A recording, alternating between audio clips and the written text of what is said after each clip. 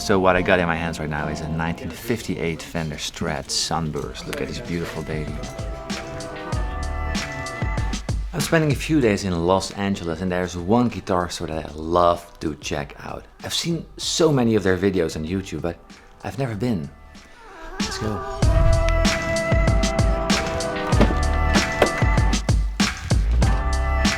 So the thing is, in Holland we have guitar stores of course, and there's a few great ones, but all the vintage stuff is essentially coming from America. The Gibsons, the Les Paul, the ones I'm really excited about, the Martins, you know. So it's probably easier to find these rare guitars in the store in America instead of in Holland. I've played a lot of great guitars in my life, but there's a few that I've been just dying to try out.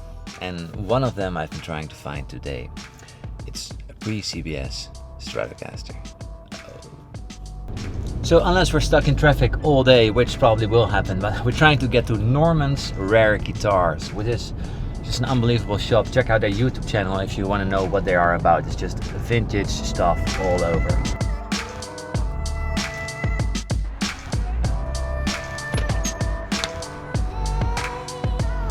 Hello.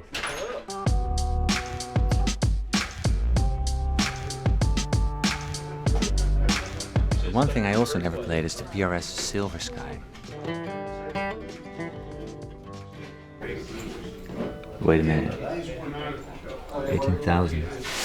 0042 Martin 1990. Wow. Super lightweight.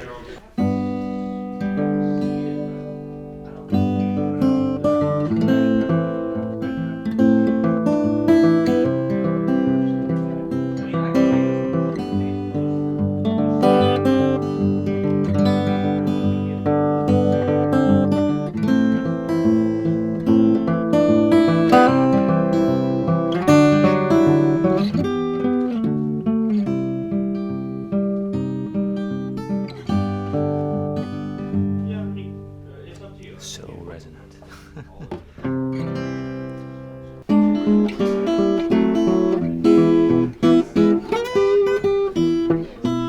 That's the beauty. That's very cool. And we have the big brother to that. We have the 00045. I just said that I'm very interested in seeing a pre-CBS Fender Strat because I've never played one before.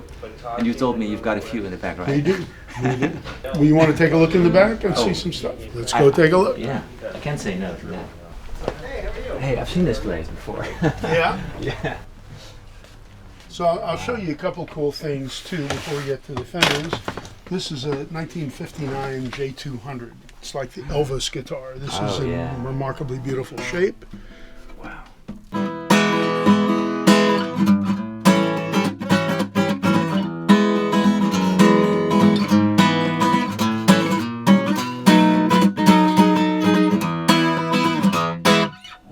This is a 59 Telecaster, and this is what they call a top loader, which the strings don't go through the back, they're loaded up on top. So they only did this 1 year in 59. And then they thought, no. They kind of went back to the other, but these are very desirable, lightweight, they're just really, really cool. 59, what a condition. This is all original. I've bought new guitars that look I know. less good than this one. Well, they one. have new relics that they beat up much more to make them look like a well-worn 59. This one is over $30,000. But it's because it's such a remarkable example. Yes. You know, now there's, you know, again, there's ones that are modified and beat up and refinished and changed parts. This is completely original. Beautiful. So this is a 64 Candy Apple Red. And this is original also completely. And this is a hardtail. This does not have a tremolo. So you'll see this has the screws in the back. This was added. This is the only thing. But it's an amazing example. This even has the original hang tags with it. The fretboard. Yep. That's beautiful. So pristine. Amazing how after so many years. I mean, you know, I've been doing this since I was 17. I'm now 71. Wow. So when I found fantastic examples like this, what I did was put them away and figure, you know, you're not going to be able to replace it. Yeah. This is worth investing in, and I did, and I've had them for many years, and now they're going to be available.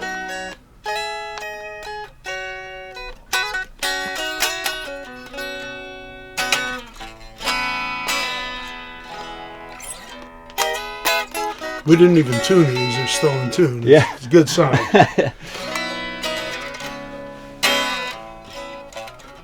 Pretty fat neck. Yes. And it slims down when you get back. Yeah. Yeah. It feels a little bit like my Cunetto Relic. He actually, was a customer and a friend for years, and he really? saw some of our guitars, and he used that to kind of base some of his relics. Yeah. And plays like a dream, right? It's a nice guitar. Yeah. Pull this guy out here. Need some help? Sure. So this is a 1958 maple neck, and this again is also all original in beautiful condition. The burst. Yep. You think it changed a lot over the years, like the? Well, in the very earliest ones were ash, and it was ash wood with a two-tone sunburst. In '58, which this is, they started introducing the three-tone, and they went to the alder body. And this is fully original as well. There's only so many of these guitars now that haven't been really worked on and refinished and changed. So, we're getting, this is probably the top, 2 or 3% condition-wise of any of the Strats that are in existence. This is art in my estimation. So when you find ones that are like this, if you have the money, there's only so many of them in this kind of condition. If you can afford it, it's something well worth having. I've held on to these for many years. Now it's going to be somebody else's, opportunity. You can look at it and play it and just enjoy it, and it never goes bad if you treat it well. Well, the guitars are durable. I mean, there are things like stamps and baseball cards and things like that are other collectibles, but you have to handle them so, tenderly. This is something that if you're careful with it, should remain in this condition for so long. Yeah. Don't forget, when these were new, they were like $300, so they weren't very expensive, so people didn't treat them that great. 58 Fender. Half off the yellow sticker, right? Today? It was yesterday, and that sale ended. You just missed it. The one that I was telling you about. Oh, yeah. This is an amazing guitar. Love the case. Had a couple repairs, but it's a fantastic guitar. Oh yeah. Feel this. This thing plays and sounds incredible. I want to tell you how light it is, but I just can't explain. It just play it and listen to how it sounds. It's an amazing guitar.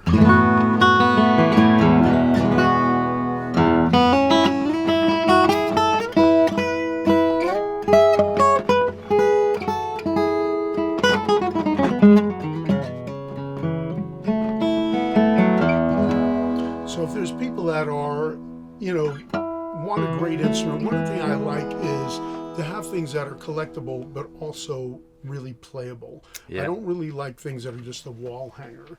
So the guitars that I have put away that are investment grade are very usable.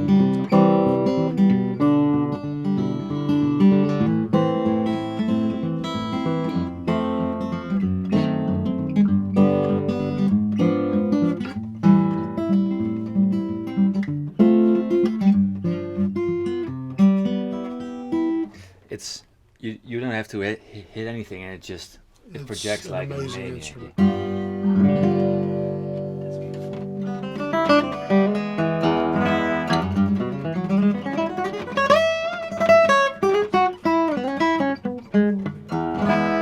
Could it be possible to plug in like the 58? Yeah, you want to do that? Just want to see how those pickups, how they age. Sounds fantastic. Taking this one with me. Yeah. So what I got in my hands right now is a 1958 Fender Strat Sunburst. Look at this beautiful baby.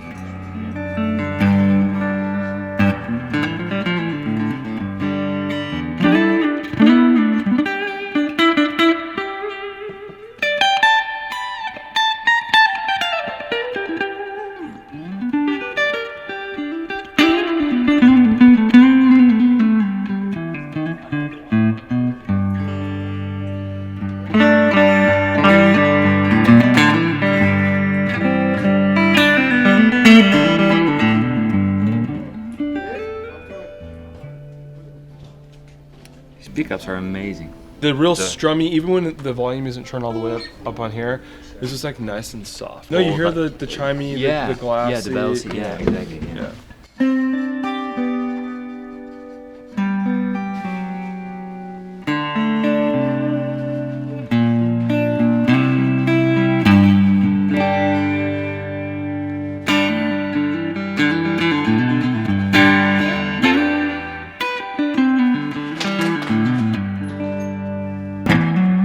Sounds good for a crummy old guitar, right? I wish I would sound as good. So in here's a 64 Candy Apple Red Strat. So especially the fingerboard on this guitar, just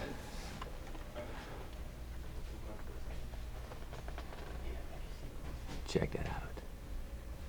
And the neck to finish. You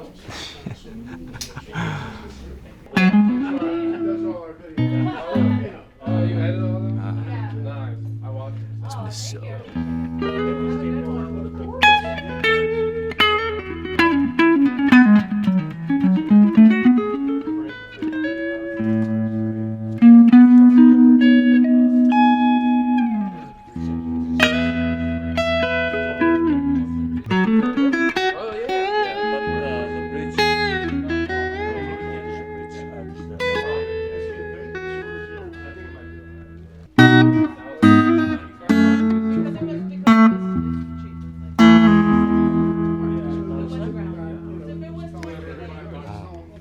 The way it projects what I feel into the sound, it's just crazy.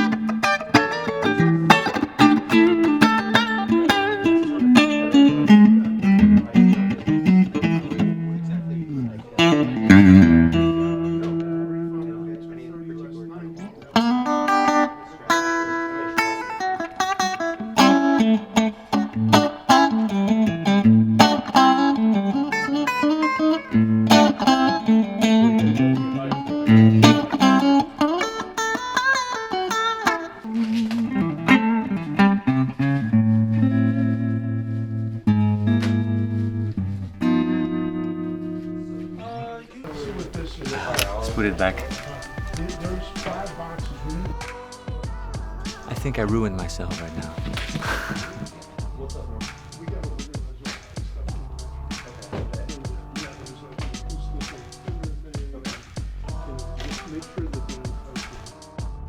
J45, 1943.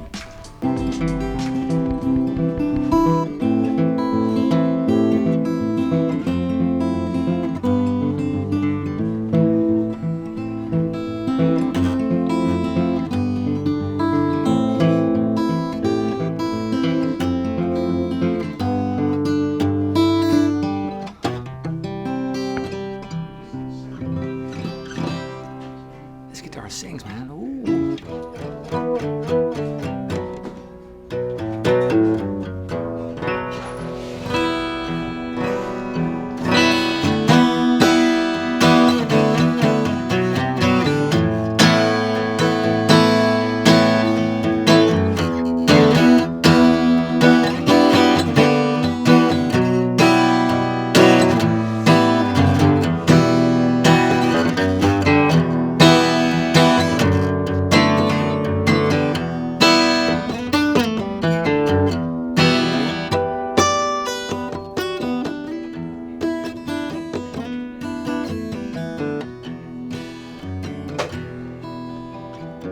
This guitar sounds like an old guy telling the most amazing stories.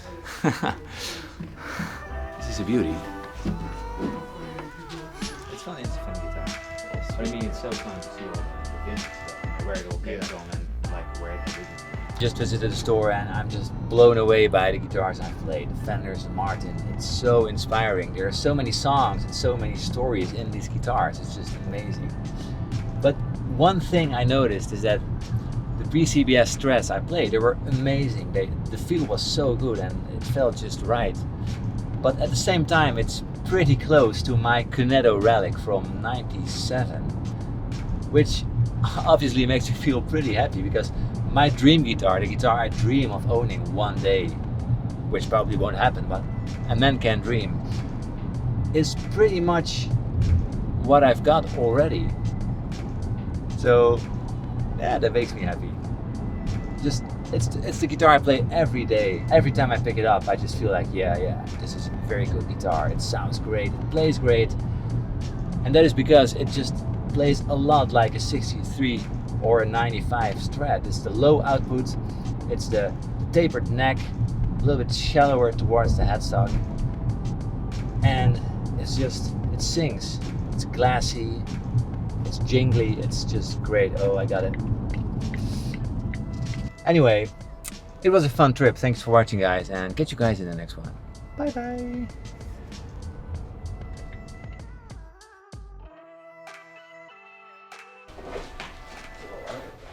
There's too much good stuff.